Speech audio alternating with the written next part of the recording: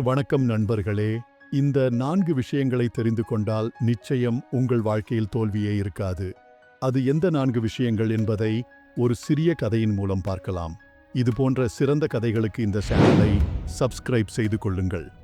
பல நூற்றாண்டுகளுக்கு முன்பு ஒரு சிறிய மற்றும் அழகான தீவு இருந்தது. அங்கு ஒரு ஞானி வசித்து வந்தார். அவர் ஒரு சாதாரண ஞானி ஆவார். அவருக்கென்று தங்குவதற்கு ஒரு இடமோ அல்லது அவருக்கென்று சொந்தமாக ஒரு மடம் கூட கிடையாது. அவருக்கென்று இருக்கின்ற ஒரே ஒரு சொத்து என்றால் அது அவர் வைத்திருக்கின்ற ஒரு சிறிய பை மட்டும்தான். அந்த பையில் என்ன இருக்கின்றது என்பது யாருக்குமே தெரியாது. அவர் ஒரு நாடோடியைப் போல ஊர் ஊராக சுற்றி கொண்டே இருப்பார். அவர் அப்படி செல்கின்ற ஊர்களிலெல்லாம் இருக்கின்ற மரத்தடிகளிலோ அல்லது தன்னை நம்புகின்ற நண்பர்களின் வீடுகளிலோ அல்லது ஏதேனும் குகைகளிலோ தங்கிவிடுவார். ஒரு ஊரில் 4 அல்லது 5 நாட்கள் இருந்துவிட்டு மற்றொரு ஊருக்கு அவர் திரும்பி சென்று விடுவார். இப்படி அவர் ஊர் ஊராக சுற்றுகின்ற காரணத்தினால் எந்த இடத்திலும் அவருக்கு சீடர்கள் என்று யாருமே பெரிய அளவில் கிடையாது. அவர் எப்போதும் தனி ஆளாகத்தான் இருப்பார். ஆனால் அவரிடம் ஒரு தனியான திறமை அல்லது ஒரு சிறப்பு இருந்தது என்றே சொல்லலாம். அவரிடம் வந்து யாராவது ஒருவர் அவருடைய கஷ்டங்களை எல்லாம் சொன்னால் அந்த ஞானி அதற்கான தீர்வுகளை சொல்லிவிடுவார். அதுபோக கூடவே அறிவுரையும் வழங்குவது வழக்கம். அவருடைய அறிவுரைகளை கேட்ட நிறைய பேருக்கு வாழ்வில் பெரிய பெரிய அதிசயங்கள் மாற்றங்கள் எல்லாம் நிகழ்ந்ததாக ஒரு பேச்சும் உண்டு. அதே நேரத்தில் அவரிடம் கஷ்டம் என்று கூறி வருபவர்களுக்கு அவர் வைத்திருக்கின்ற அந்த மூட்டையிலிருந்து ஏதாவது பொருட்களை கொடுப்பதும் வழக்கம். ஒரு சிலருக்கு துணி அல்லது உணவு அல்லது புத்தகங்கள், இன்னும் ஒரு சிலருக்கு விலை உயர்ந்த பொருட்கள் போன்றவற்றை கொடுத்து இருக்கிறார். அப்படி இருக்கும்போது ஒரு நாள் ஒரு வியாபாரி அவரை பார்க்க வருகிறார். அவருடைய வியாபாரத்தில் ஏதோ பெரிய நஷ்டம் ஏற்பட்டு பெரிய அளவில் அவர் ஒரு மனக்கஷ்டத்தோடு இருப்பதாக அந்த ஞானியிடம் கூறுகிறார்.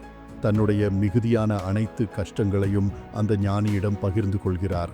இவற்றையெல்லாம் கேட்ட பின்பு அந்த ஞானி அவருக்கு சில அறிவுரைகளை வழங்கிவிட்டு பிறகு தனது மூட்டைக்குள்ளிருந்து ஒரு சிறிய பெட்டியை எடுத்து அந்த வியாபாரியிடம் கொடுக்கிறார். இதில் 4 ரகசியங்கள் இருக்கின்றன.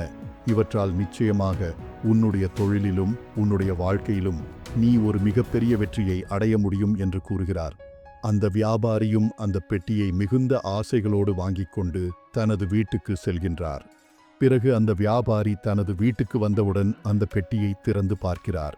அதில் 4 பொருட்கள் இருக்கின்றன. ஒரு மணி, ஒரு நாணயம், ஒரு சிப்பி, ஒரு முத்து ஆகிய 4 பொருட்களும் இருக்கின்றன. இதையெல்லாம் பார்த்ததும் அந்த வியாபாரிக்கு ஒரு பெரிய ஏமாற்றம்.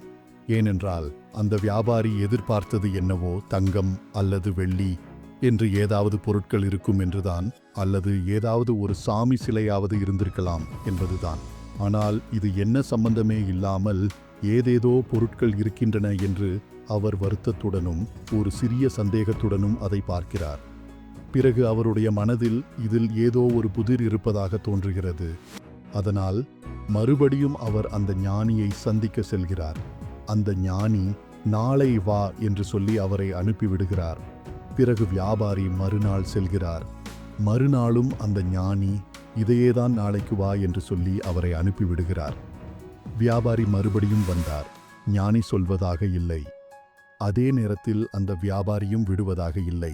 இப்படியே 10 நாட்கள் கடந்துவிட்டன. 11வது நாள் ஞானி அந்த ஊரை விட்டு கிளம்பும் நாள் வந்துவிட்டது. இன்றைக்கு எப்படியாவது தனக்கான பதிலை அவரிடம் இருந்து வாங்கிவிட வேண்டும் என்ற ஒரு நம்பிக்கையில் அந்த வியாபாரி ஞானியை அணுகுகிறார். ஞானியும் அவரிடம் அந்த பெட்டியை திறக்கும்படி சொல்கிறார். அன்று பார்த்தது போலவே அந்த பெட்டியில் ஒரு மணி, ஒரு நாணயம், ஒரு முத்து இவைதான் இருந்தன. ஞானி சிறு புன்னகையுடன் விளக்கத்தை கூறத் தொடங்கினார். அதிலிருக்கும் மணியானது காலத்தை குறிக்கிறது. நாணயம் செல்வத்தை குறிக்கிறது. அந்த சிப்பியும் முத்துக்களும் வார்த்தைகளை குறிக்கின்றன. அதாவது மணி காலத்தை குறிக்கிறது. முதலில் ஒரு மனிதன் தனது நேரத்தை சரியாக கையாள கற்றுக்கொள்ள வேண்டும் என்பதை குறிக்கிறது. தனது நேரத்தை மிக சரியாக கையாள தெரிந்த ஒரு மனிதன்தான் அவன் வாழ்க்கையில் எல்லா விஷயங்களையும் சரியாக கையாளுகிறான் என்று பொருள். 2வது நாணயம் ஒரு மனிதன் தன்னிடம் இருக்கும் செல்வத்தையும் சரியாக பயன்படுத்த வேண்டும் என்பதை குறிக்கிறது. அதாவது ஒரு மனிதன் கஷ்டப்பட்டு உழைத்து சேர்க்கும் செல்வங்களை எப்பொழுது, எங்கு, எப்படி மற்றும் எதற்கு செலவழிக்க வேண்டும் என்பதை ஆராய்ந்து செலவழிக்க வேண்டும். பிறகு ஒரு மனிதன் எவ்வளவுதான் அவனுடைய வாழ்க்கையில் செல்வங்களை சேர்த்து கொண்டே போனாலும் இறுதியில் அவனுக்கு ஒரு நாணயம் கூட சொந்தமில்லை என்பதையும் ஞாபகத்தில் வைத்துக்கொள்ள வேண்டும். இவற்றையெல்லாம் ஞாபகத்தில் வைத்துக்கொண்டால் மட்டுமே வாழ்வில் நிம்மதியும் இருக்கும். மூன்றாவது, அந்த முத்துக்கள். கடலில் மூழ்கி எடுக்கும் முத்துக்களைப் போல நீ பயன்படுத்துகின்ற வார்த்தைகள் இருக்க வேண்டும். என்னதான் ஒரு முத்தாகவே இருந்தாலும் எல்லா இடங்களிலும் அதை வீசி எறியக்கூடாது. அப்படி செய்தால் அந்த முத்துக்கு மதிப்பே இருக்காது. அதே போலதான் வார்த்தைகளும். தேவையில்லாத இடங்களிலெல்லாம் பேசக்கூடாது. தேவையான இடத்தில் மட்டுமே ஆராய்ந்து மற்றும் அளந்து பேச வேண்டும். இவைகள்தான் நான் சொன்ன ரகசியங்கள் என்று சொன்னார் அந்த ஞானி.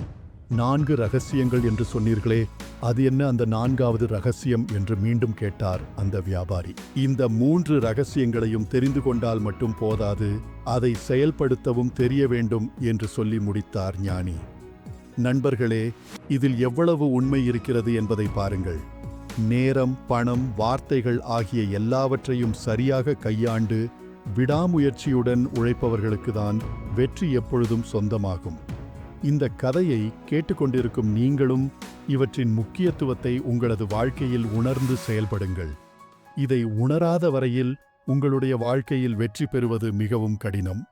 நாம் பல நேரங்களில் அதிக நேரங்களை வீணடித்த பிறகுதான் வாழ்க்கையில் நேரத்தின் முக்கியத்துவத்தை உணர்கிறோம்.